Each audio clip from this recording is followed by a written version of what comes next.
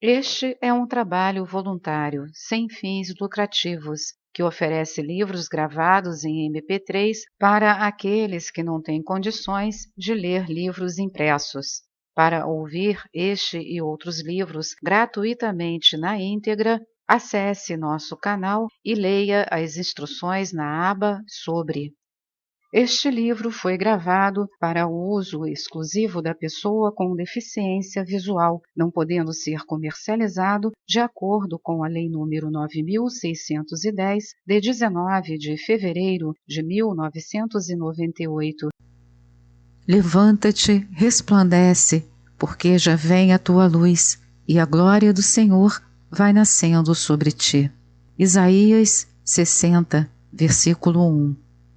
O homem é um pensador, e como tal, ele se eleva acima de todas as criaturas e se torna o pináculo da criação. Foi por meio do seu pensamento que ele conquistou o domínio da vida para criar seu próprio mundo. O pensamento passou a ser uma ação, por meio de sua vontade e de seu poder de imaginação. Vós sois o que pensais. O pensamento, por si só, já determina a sustentação de uma ideia em espírito que se deseja ver realizada, mas exige uma forte vontade e uma expressiva capacidade de imaginação. Seja uma cadeira ou uma casa, ou seja uma obra de arte que se queira formar. A vontade e a capacidade de imaginação pertencem sempre à realização ou à moldagem de um pensamento. Por isso, o homem deverá exercitar o pensamento. Falando francamente, deverá aprender a pensar, pois somente o homem que pensa chega a ser um criador de seu próprio mundo. Porém, existem duas maneiras de pensar, ou seja, duas formas diferentes de pensar. Uma delas é a forma comum, ou pensamento concreto. A outra é a forma elevada, ou pensamento abstrato. A primeira forma de pensar é mais ou menos aprendida e usada na atividade de vossa vida diária.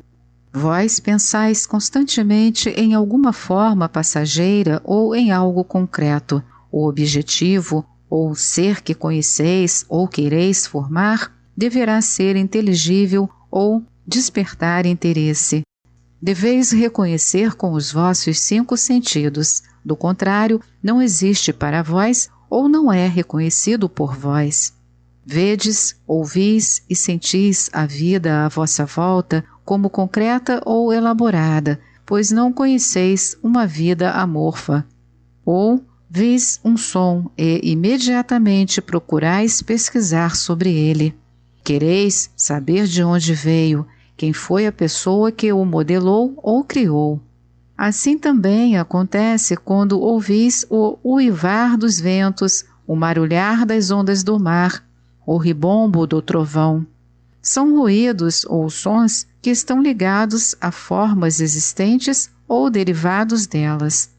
Água, luz e fogo, incluindo a eletricidade, são elementos terrenos e por isso são concretos, sensitivos e perceptivos. Também a dor e a alegria são ligadas à sensação. Fazei uma experiência. Ouvis uma sublime música de Bach ou Mozart e sentis alegria, inefável e pura alegria. E sentis essa alegria mesmo quando já se perderam os sons da música. Sim, podeis despertar em vós a sensação dessa alegria quando soar em vós novamente esta música, sem a necessidade de reproduzi-la outra vez fisicamente. Então reconheceis que a sensação da alegria não está ligada aos 5 sentidos. Vós sentis algo que não está presente e não é físico nem concreto. Assim também ocorre com a sensação do sofrimento. Uma estimada e querida pessoa de vossas relações faleceu, e vós sentis grande pesar. Esta querida pessoa poderá ter partido há muito tempo, há anos. Não obstante, ainda sentis o mesmo pesar pela sua ausência. Portanto, também o pesar, ou melhor dito, a sensação de pesar, não está ligada aos 5 sentidos, e por isso esse sentimento não é físico nem concreto. Não obstante, reconheceis que a sensação é o primeiro degrau da percepção ou da capacidade de percepção, e que não pertence e não está ancorada no plano físico ou concreto. De acordo com o exposto, o homem é mais do que um mero ser físico que pode pensar concretamente e possui a capacidade dos 5 sentidos. A saber, ele é um ser que possui a capacidade interna ou espiritual que pode elevar-se de seu pensamento concreto e de seu senso de percepção. O homem possui poderes mais elevados, poderes divinos, com os quais pode perceber as coisas e os seres que para os seus 5 sentidos não existem. Estes poderes e capacidades elevados podem ser desenvolvidos. Até existem vários métodos para desenvolvê-los. Por exemplo, yoga, meditação ou orações. No Oriente, por exemplo, na Índia, Egito e Japão, existem métodos e ensinamentos esotéricos com a finalidade de elevar a faculdade e o poder de percepção. Isto é uma realidade. O homem pode ser espiritualmente instruído para conquistar um grau mais elevado da faculdade de percepção, e não apenas estar sujeito ao pensamento concreto, à faculdade limitada da percepção dos 5 sentidos. Por conseguinte, existem coisas entre o céu e a terra, as quais o vosso conhecimento colegial não sonha nem imagina ser possível, como vos disse Shakespeare. O homem possui 2 faculdades ou forças principais, o pensar e o sentir. Estas 2 forças básicas ele deveria desenvolver uniforme e harmoniosamente, pois o sentimento é igualmente importante ao desenvolvimento do homem como o é o pensamento. Pensar e sentir deveriam constituir 2 sons uníssonos em perfeita vibração. Por meio dessas 2 forças essenciais, o homem pode aprender a desenvolver-se espiritualmente. Sentis dor, então, aprendei a não acrescentar e nem infligir dor a vós e aos outros. Pensais mal, então procurai reconhecer que o mal atrai o mal e que cedo ou tarde ele voltará a vós, se o enviais aos outros. Pois o mero pensamento já é um passo para a ação, ele não mais vos pertence exclusivamente. Depois de gerado um pensamento, ele vive e continua atuando. Se for maldoso, despertará maldade em outras pessoas. Se for bom, atrairá aos outros somente bondade. Por isso deveis prevenir-vos contra pensamentos baixos e maus, a fim de não criardes nos outros o mal e a baixeza. Mas, se usardes vossos pensamentos somente para o amor, a bondade e a harmonia, então estes pensamentos irão despertar em outros amor, bondade e harmonia, mesmo quando há muito tempo já os tenhais esquecido. O pensamento é uma força cósmica que oscila e é impulsionada. Perdura tanto tempo quanto atuar a força acumulada do seu autor. Quanto mais intensivo for o vosso pensamento, tanto mais prolongado será o tempo em que ele atuará, vivificando as outras almas que estão na mesma sintonia. Por este motivo, vós sois responsáveis pelos vossos pensamentos, porque vós, quando pensais, criais o bem ou o mal. Porém, não creia que não deveis pensar absolutamente nada. O homem é um pensador, e isso já está mais do que provado, portanto, ele deve pensar. Contudo, deverá pensar em coisas elevadas ou atingir o pensamento divino, e este pensamento divino ou elevado somente é conhecido através da absoluta pureza, bondade e lealdade. Da mesma forma acontece com os vossos sentimentos.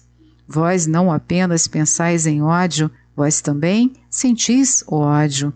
Vós não somente pensais em amor, vós também sentis amor, mesmo que se trate de uma pessoa sem sentimentos, cruel, ou uma pessoa com incapacidade mental. Os dois casos são possibilidades e também exceções. No entanto, até agora aprendestes muito pouco. Pensar harmoniosamente quer dizer manter vossos pensamentos e sentimentos bastante puros para que não sejam maus, perniciosos e egoístas. Esta é a vossa tarefa, se como um todo e como humanos quereis de fato ser livres de todo mal.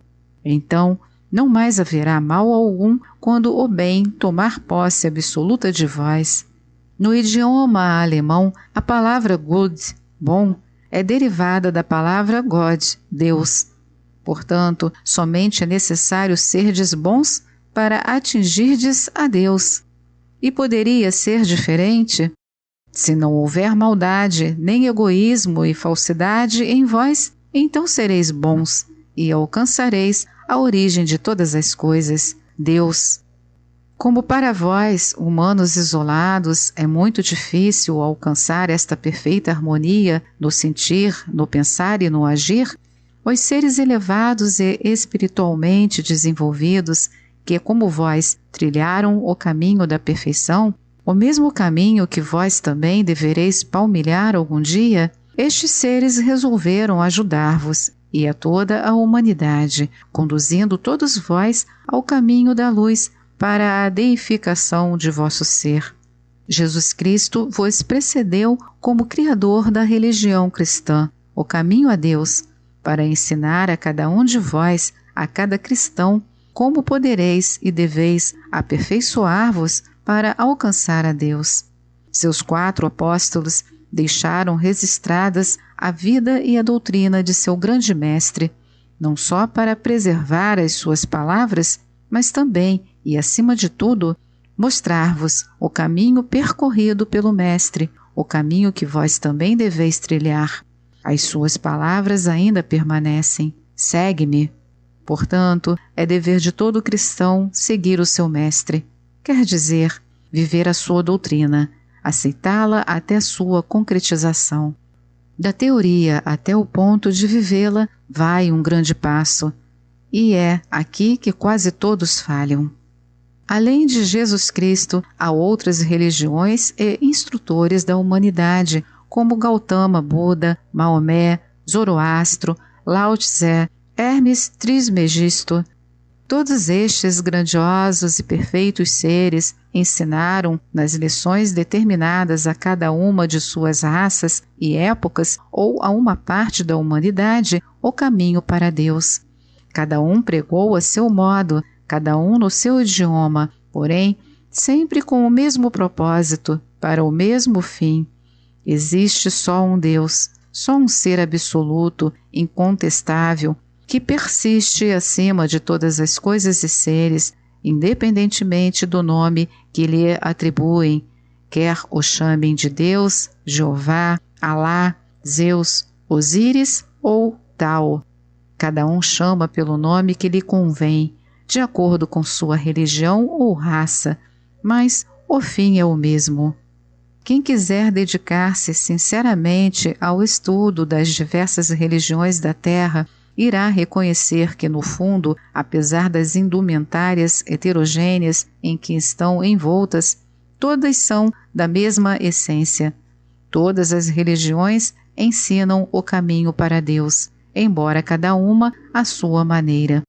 Portanto, não existe disparidade nem incongruência quando as pessoas pensam na união de todas as religiões.